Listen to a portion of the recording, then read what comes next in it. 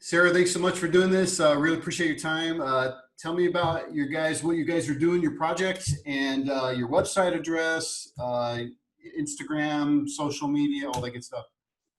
All right. Thanks for having me, Shane. I'm Sarah Baillie, and I'm with the Center for Biological Diversity, and I'm here to talk about our wildlife-friendly wedding guide, which you can find at wildlifefriendlywedding.com.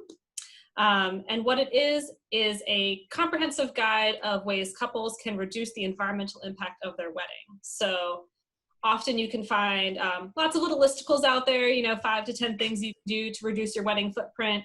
There are whole books out there that are kind of overwhelming.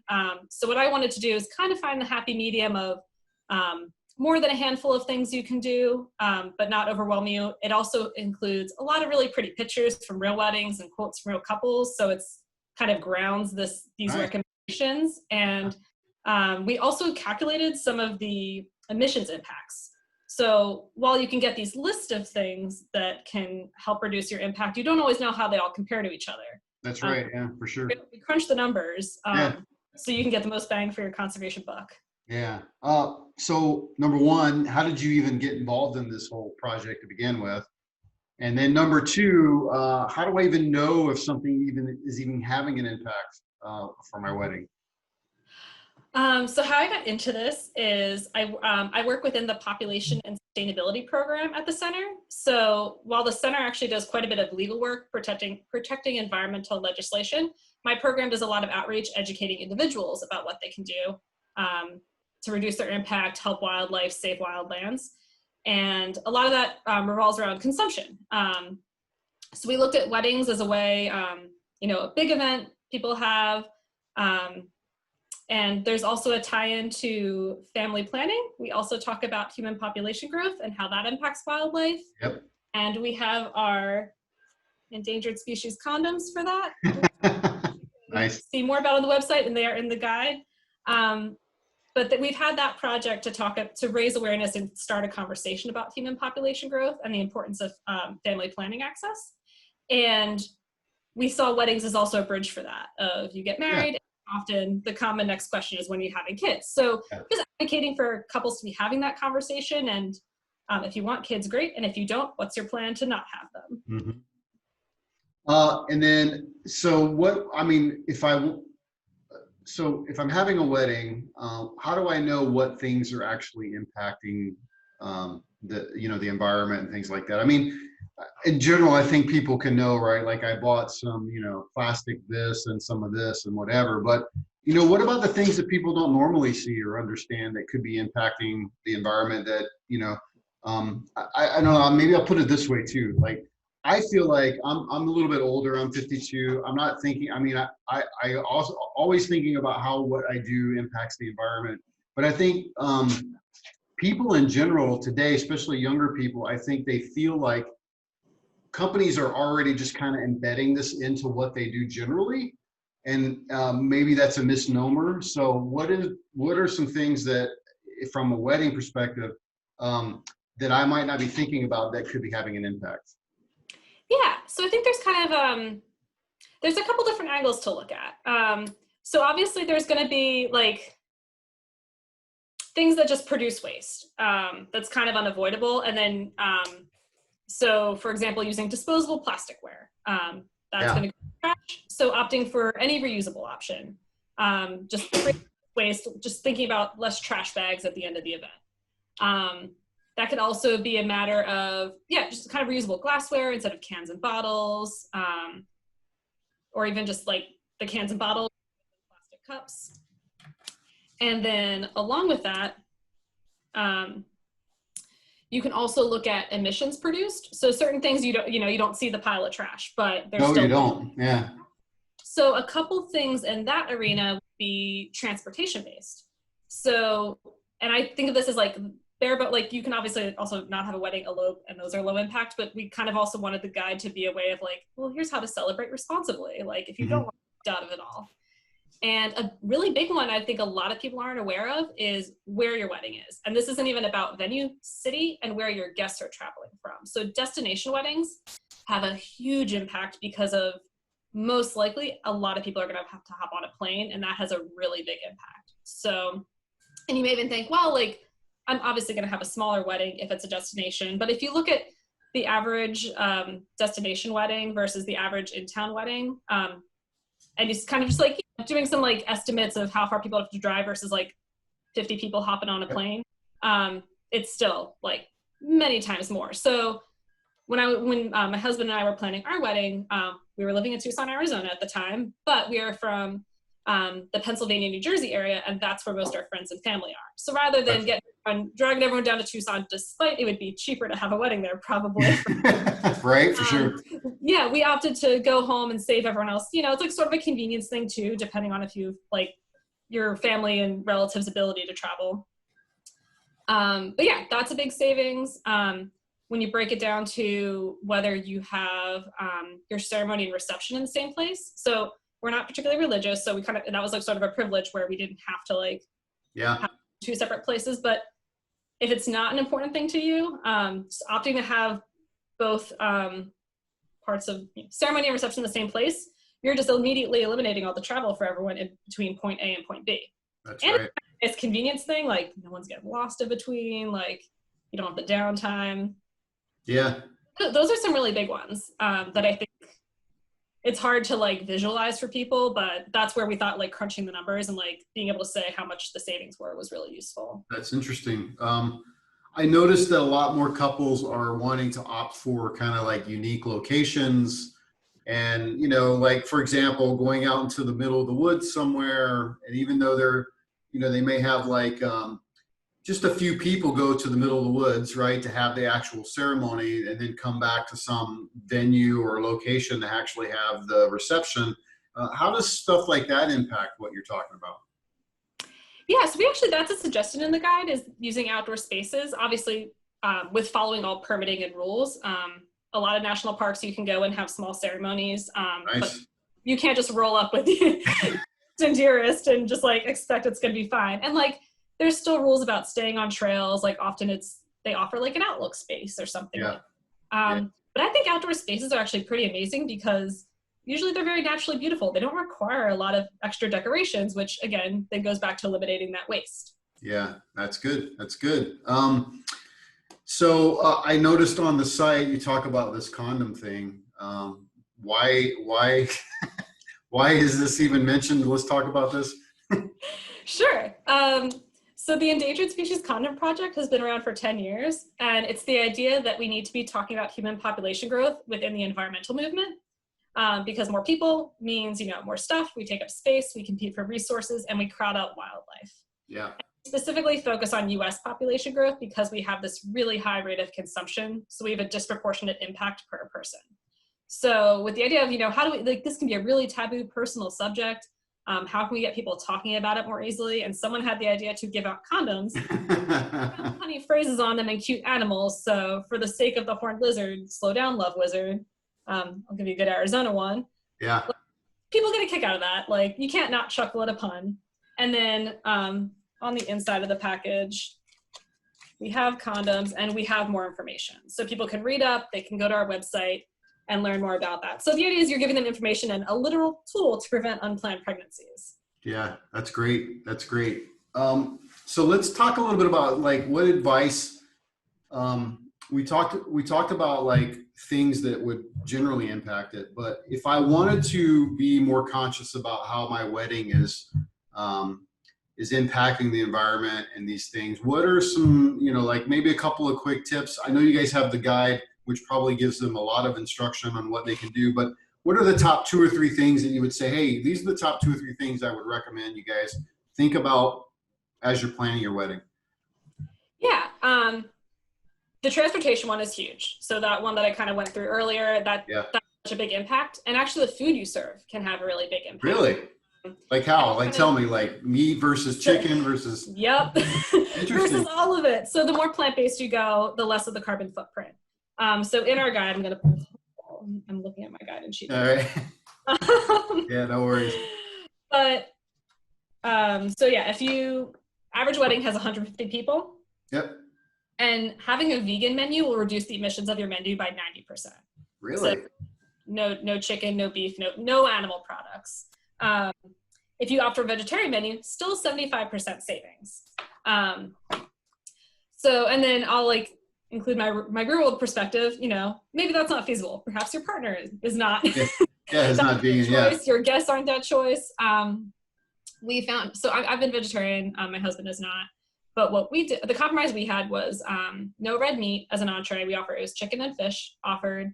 And then I love cocktail hour and appetizers. So I was like, I don't want to have to say no to any appetizers at my wedding. So those were all vegetarian. And there's like so many good options. Again, vegan. So there's still cheese, which is, I enjoy. But Yeah.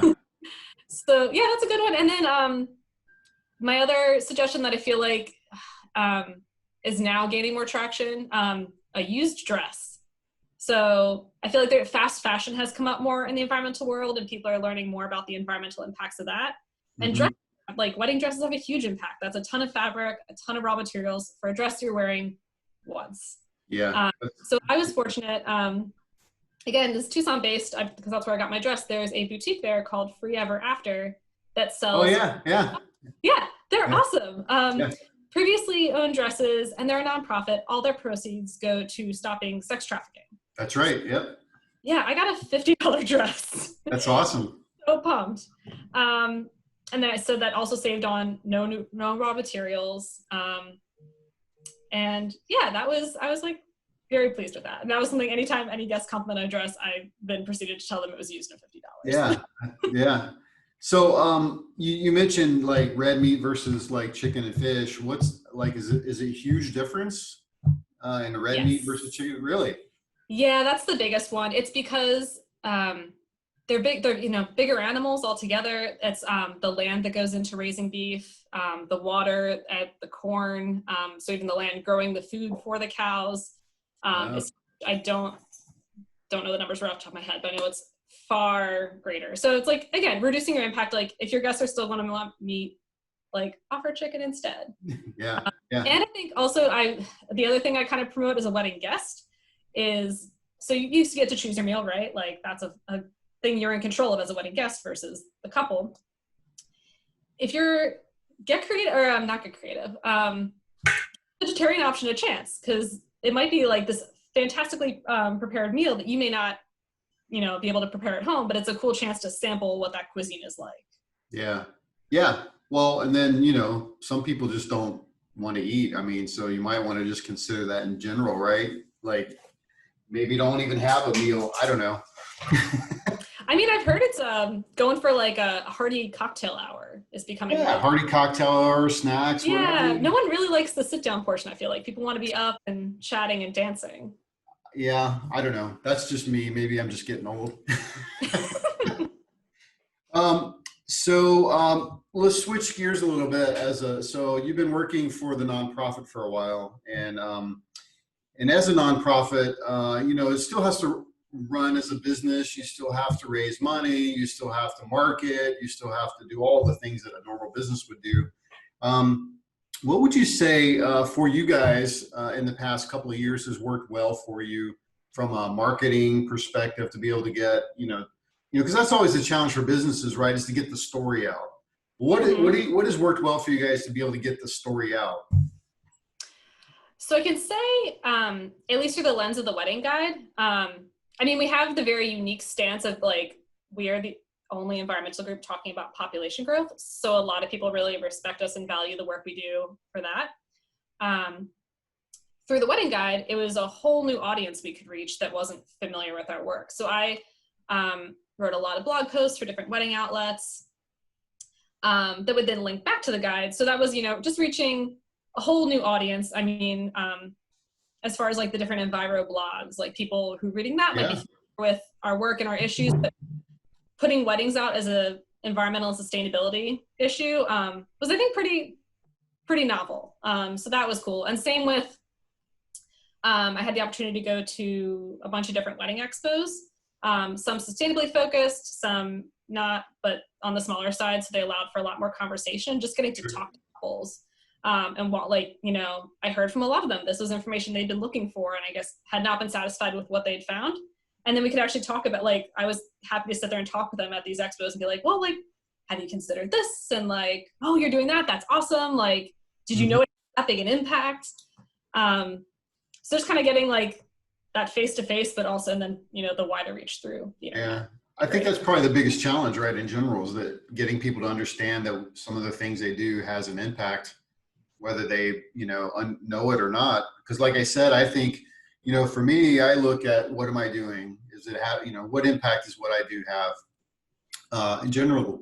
But I think younger consumers, you know, kind of like my daughter, she's 26 and I mean, I can tell you that she just assumes that the companies she's doing business with have all that sustainability built into whatever it is she's doing. Because that's what she's learned as she's grown up. So she's just like, oh, it's just normal, you know, everyday thing, but she It seems probably like it should doesn't be the realize default. what's that? It seems like it should be the default, right? It should be the default, right? But unfortunately, in many cases, it's not. So yeah, interesting. What would you say probably have been the biggest challenge then for you guys as well? Maybe sometimes breaking into some of these outlets and industries. Again, like you see the condoms and we're an environmental, like we're not a traditional by any means. So just kind of like explaining our reasoning and like, I don't have anything to sell. I just want to get information out there to people. Yeah. Like, I mean, I'm like happy I don't have to rely on that for income. Wedding vendors have it tough.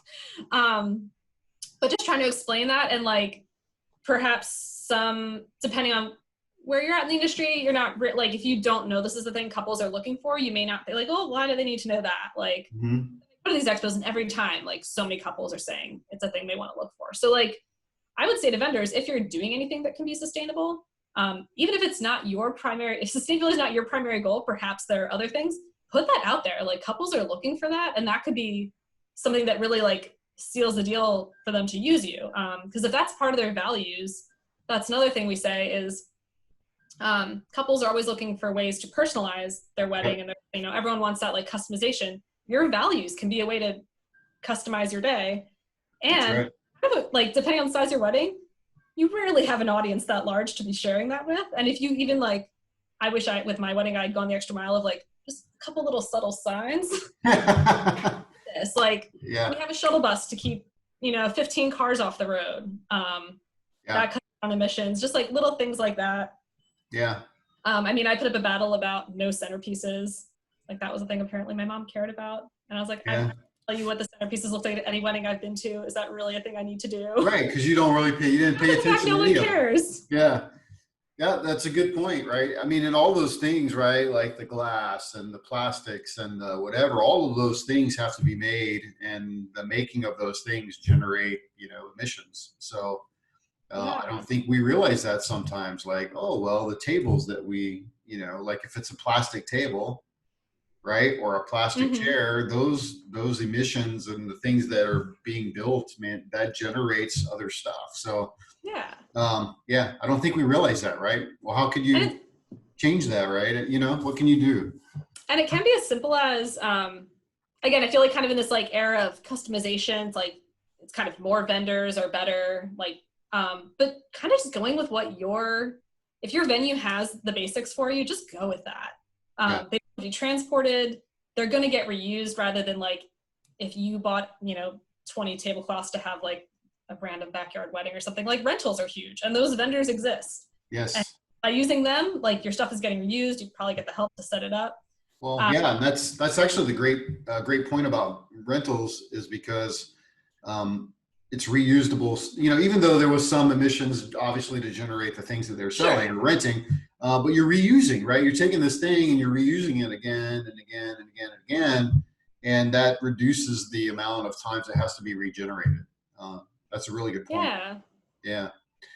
So you said earlier when we were talking before we started this, you've been doing this for about 1.5 years, the wedding guide things, about 1.5 years. So if you had to go back about 1.5 years ago, before you started the wedding guide thing, what would you tell yourself then that you know today to help you get further?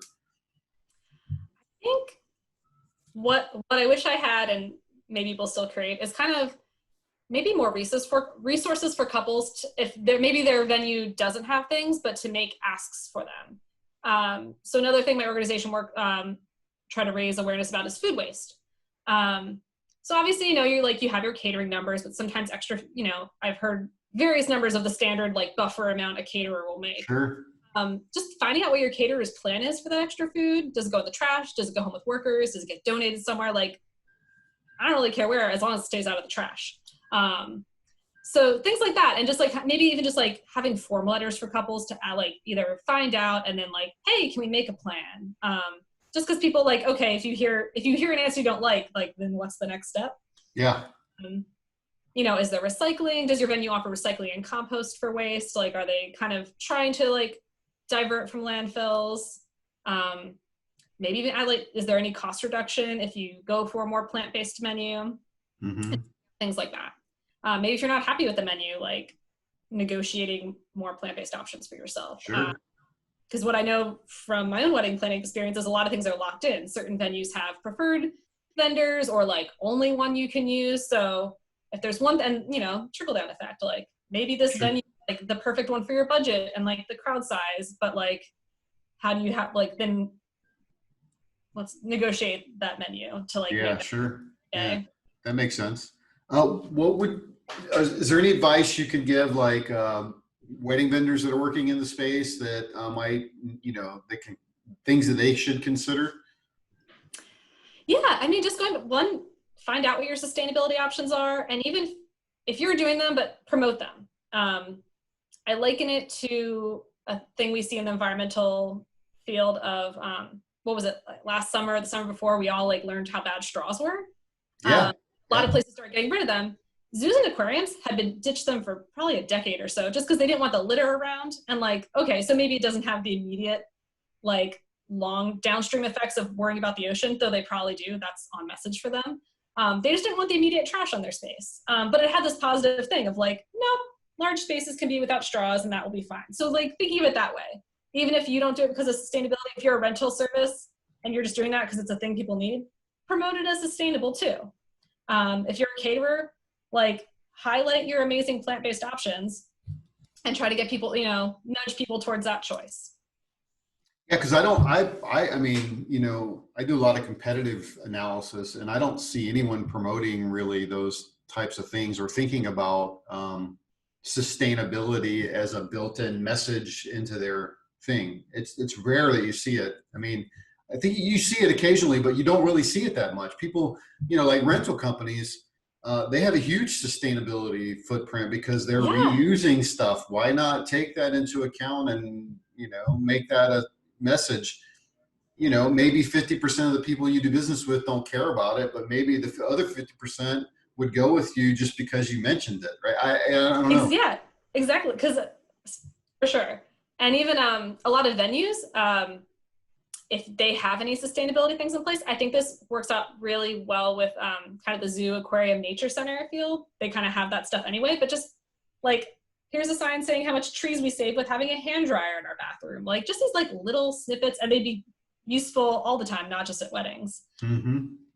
Or letting people know like, hey, the venue rental fee is going to go towards like feeding and conserving these animals. I got married in an aquarium, so I know at least my guests learned a little bit about the animals around them. We got married in front of a shark tank. Nice. So there was, a little education happening there that I hope my guests like.